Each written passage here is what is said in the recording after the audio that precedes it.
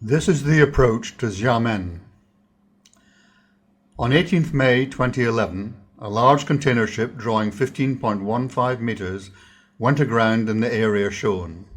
The charted depth was 33 meters. The approach ENC also showed the vessel to be aground in more than 30 meters of water. However, at the same time, the harbour ENC showed her aground on a large shoal. As you can see, the vessel was well outside the main channel or swept route.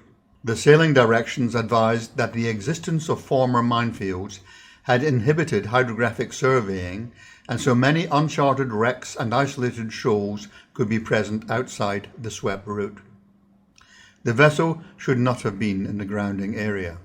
This is the Karamata Strait, which joins the Indian Ocean to the South China Sea. On 12 April 2017, a laden VLCC drawing 20 meters grounded where no obstruction was shown on the chart. Hydrographic surveys were conducted after the grounding and charts were updated. They showed numerous large shoals in the grounding area. The sailing directions advised large vessels to keep east of a particular line because of a possibility of uncharted dangers and shoals. The laden VLCC should not have been in the grounding area. This is the Federated States of Micronesia in the equatorial Pacific north of New Guinea.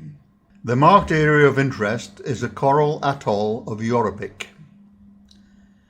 On 18th April 2017, an LNGC carrier drawing 9.4 meters grounded where no obstruction was shown. The vessel did not stay aground but instead ploughed a furrow through the coral. Hydrographic surveys were conducted after the grounding and charts updated. They showed significant changes to the coral reef and adjacent shoals. The sailing directions advised that only a few areas in the region had been systematically sounded and drew attention to cautions regarding navigation in the vicinity of charted banks and isolated dangers. The vessel should have kept well clear of coral reefs.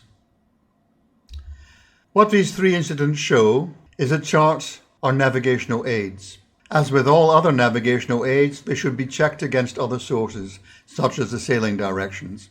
Digital charts are only as accurate as their source information, which is often very old survey data or old lines of soundings. Always use a buoyed or swept channel or recognized fairway where one exists, rather than risk transiting poorly surveyed areas. Safe navigation is about risk management. Do not take a shorter route just to save time if it also increases the risk.